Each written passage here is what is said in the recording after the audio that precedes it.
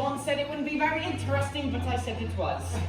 She also didn't tell me what to use, so I decided to use all the machines and computers in the theatre, including the VL3500 arc lights, light-splitting diodes, Maya MSL2 speakers, ADPA boom mic, a Sennheiser radio transmitter, and a Panasonic projector.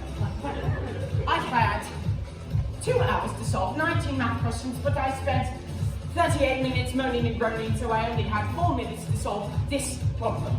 Show that the triangle with the sides can be written in the form n squared plus 1, n squared minus 1, and 2n where n is greater than 1 is right angle. And this is what I wrote. Start the clock. So, if it is a right triangle, that means one of the angles will be 90 degrees, meaning we will be following Pythagoras' theorem. Pythagoras states a squared plus b squared equals c squared.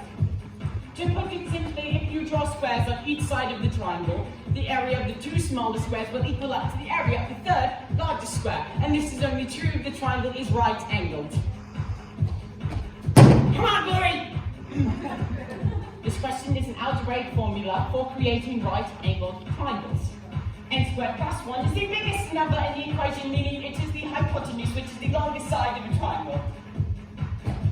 To find the area of a square, you must multiply the length by the width. Width is 2n times 2n, which equals 4n squared. And the area of our square is n squared minus 1 times n squared minus 1, which equals n to the power 4 minus 2n squared plus 1. Then if you add those two together, it will equal n to the power 4 plus 2n squared plus 1.